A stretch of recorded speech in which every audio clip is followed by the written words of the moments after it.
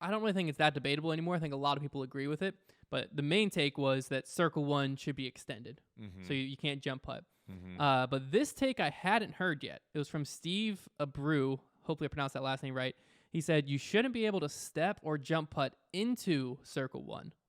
So if you're right outside, you can only move forward as far as the edge of the circle. Interesting. So like if you're step putting from 37 feet or 35 feet, you only have 2 feet in front of your lie.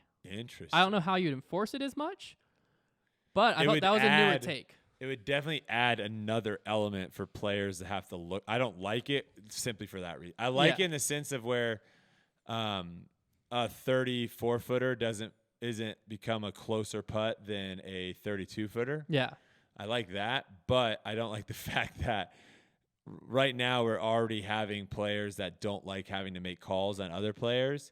So now you're basically adding another thing for players to have to watch to see like, oh, your toe touched the line. Like, and a lot of times we're playing courses that don't have lines. Yeah. Right. So, we have to kind of, you either eyeball and be like, okay, you're definitely outside of circle one and you can step putt, or you legitimately like use a rangefinder or whatever it is to see that you're outside. Because sometimes we just have those little feather things that are like 15 feet apart from one another.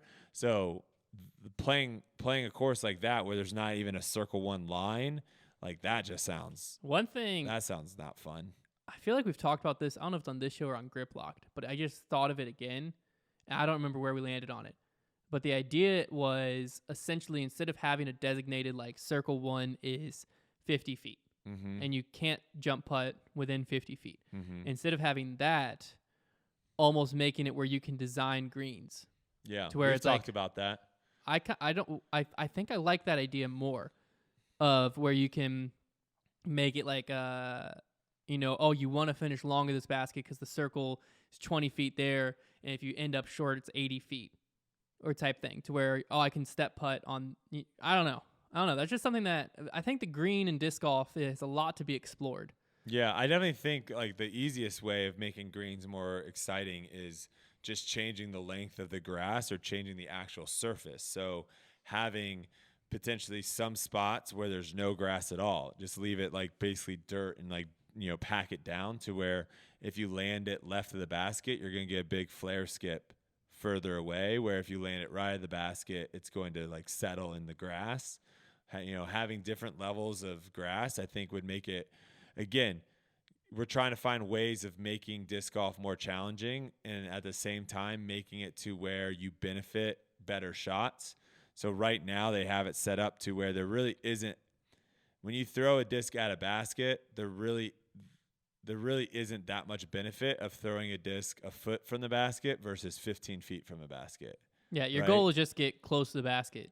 And with some of the best putters, their goal is to just get it within 25 feet. Yeah. Right? And so if you can kind of make it to where it's like, instead of having that circle of a good throw be 25 feet around the basket, if you can take out like a slice of that circle and be like, if you throw it in this slice, that's going to be a bad shot.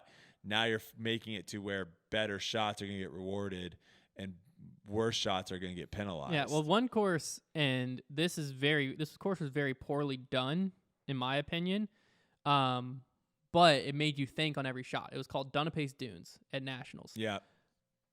I hated it. But I think we've talked about that a little on the banter potentially. Yeah, it had pretty much every basket was on a dune, to where the thing I liked about it, I don't like it in general because it was very gimmicky and stuff like that. I think it was overdone, but the idea behind it I liked because no upshot or no shot was guaranteed.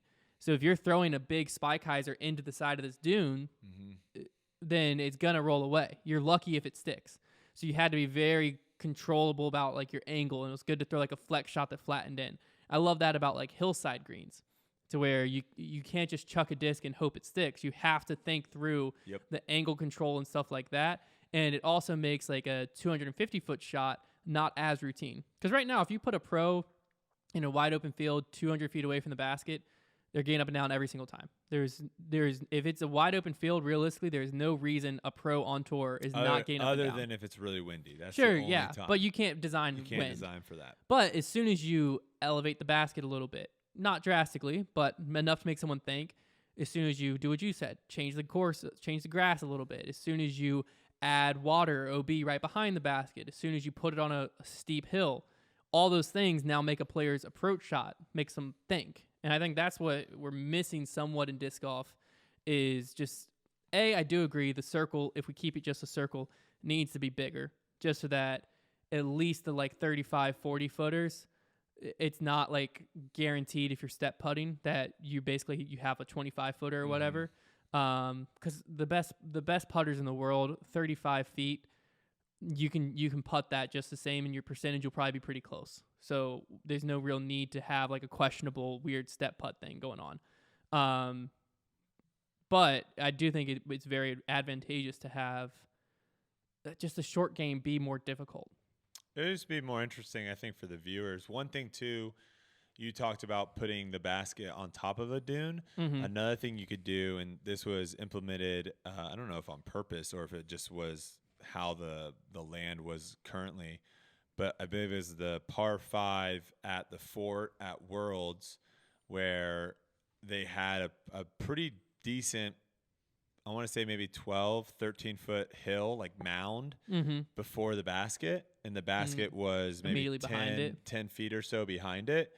So if, you had a lane out to the right to throw kind of a backhand hyzer in, and you had a lane out to the left to throw a forehand hyzer in. And if you were short, normally all that would mean is like on a normal basket where there's nothing like that in the way, you would just, you're just going to skip, and you're going to skip up towards the basket. End up close, yeah. Here, there is no skip towards the basket because you're skipping into a mound. And now you basically are now on a mound and have a very difficult, if not impossible, putt over. So you're basically penalizing people for not having good distance control or angle control of being able to get in. So think about that, too, of where, maybe a hole you want to, because when a basket's on a hillside, it definitely dictates what kind of throw you can throw in. You can't just throw a backhand or a forehand, because a lot of times you want to be able to have the disc come into the hill versus it potentially just going down.